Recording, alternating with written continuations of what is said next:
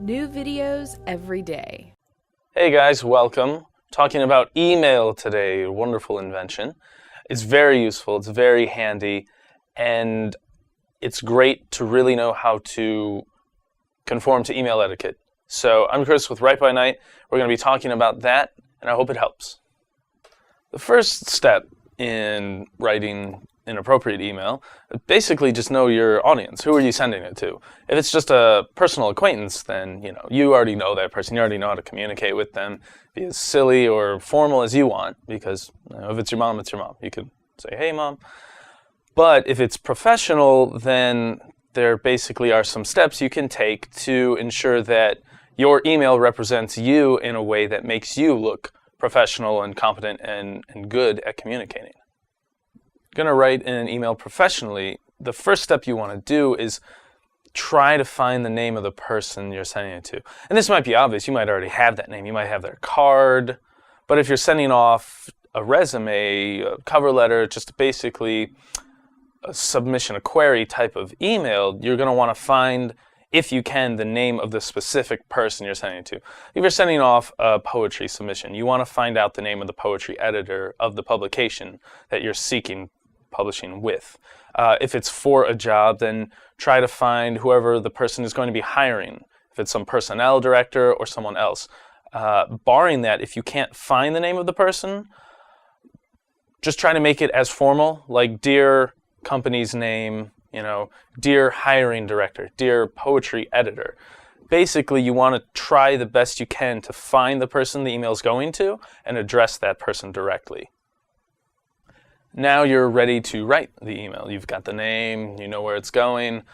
At this point, in a professional guise, it's not going to be that different from a cover letter. If you are attaching a cover letter, then obviously it's going to be a lot more brief. And that's kind of the main point here. You want it to have the greeting and the salutation and the body, but it's a lot more brief. It's a lot quicker. Explain yourself. How did you come across this job application? How did you come across this publication? But basically state your purpose, what the email is about in the body, formally, and just dress it up like it is a letter. But do keep in mind, it should be a lot more brief. Now you've written the email, you've got it addressed to the right person, all that, you got the body written. There may be some more information you need to send along, especially if it's for a job. You're going to need the resume, the cover letter, all that. Or if it's for a writing submission, you need to send actual writing content. At this point, you need to really make sure you know how they want you to send that information. Most of the time, it's going to be a Word attachment, which is fine. It's pretty standard. Sometimes they're going to want it in the body of the email itself. Sometimes they may want you to fax it because they live in the Stone Age. But that being said, you just need to really pay attention to that point, because if you send it improperly, that's just going to look bad on you. The whole email thing is just going to get thrown out. So basically, pay attention to those guidelines. Now it's almost ready. Everything's set to go. You're about to press that send button. Probably the most important thing right here is proofread it, because it's still a letter. Even though it's brief and not as formal as an actual letter, it still represents you. So you want to proofread it at least twice over. Make sure you get out all those typos, that it just reads well, and that any mistakes, you have the wrong date on it, or you just send it to the wrong person, all that's taken care of. You just want to really go over it at least twice before you hit the send button, because once you hit the send button, there's no going back, and those errors will either make or break you. Hopefully, there won't be any errors. So proofread it. And that's one of the other things to really pay attention to, is just the speed of email, the speed of that send button.